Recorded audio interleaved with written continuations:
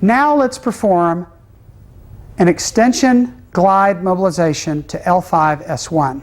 First, we have to preposition the patient.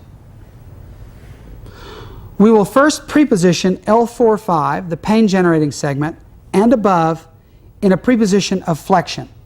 I'll place my middle finger in L5-S1, my index finger in L4-5.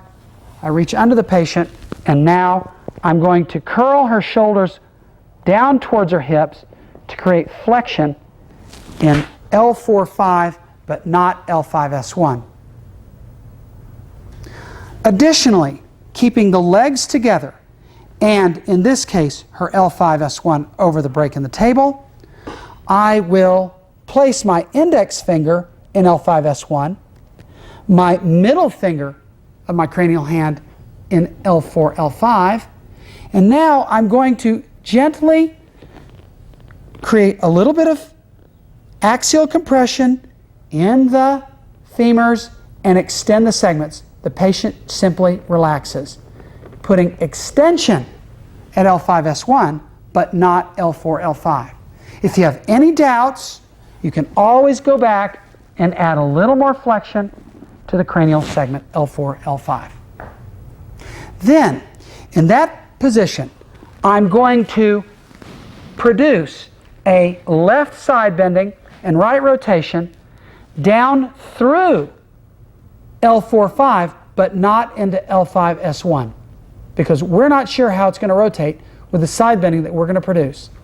So I'll place my fingers on the mat side of the inner spinous spaces of L4-L5 and L5-S1 to detect the rotation through the L4-L5 segment, but avoid rotation in L5-S1. To produce the rotation, my cranial hand is around the patient's shoulder. I simply rotate the patient until I feel rotation in L4-L5, but not L5-S1. I may need to go back once again because the shoulder has come back. I may need to go back and place a little more flexion in the L4-L5 segment. Now, in this preposition, the segment above at L4-L5 and above are locked. You can always check it, stabilize L5, and see if the segments are locked, and in this case they are. And now I'm going to produce an extension glide in L5-S1. I want to block the cranial and mat side surface of the spinous process of L5. I can either do it with my thumb here. If it's awkward for our wrist, we can hook it with our fingers here.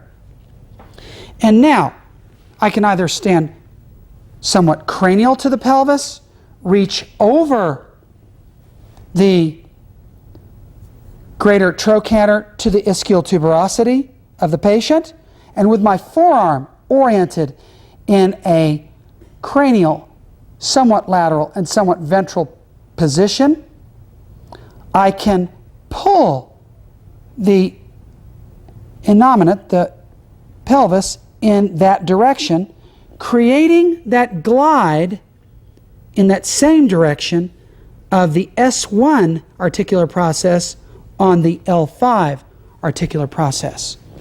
Here, take up the slack and then oscillate this way, and then perhaps hold for 30 to 40 seconds to create a collagen unwrinkling through creep. Now, whether because your hand is not strong or the patient is not comfortable with your hand in this position, you can also stand in this alternative position. Place your forearm over the ischial tuberosity, your hand over the greater trochanter, and fingertips to iliac crest, and in this case, push in the same direction, creating that extension glide at S1 on L5. Still another alternative is to use your hand to the ischial tuberosity and push this way. Again, we're using subtle side bending to produce an extension glide on the sky side L5-S1 here. We will once again produce 5 to 7 repetitions of 30 to 40 seconds of holding. Afterwards, we'll return the patient to neutral and then retest their joint, their segmental mobility tests to see if we've made an improvement.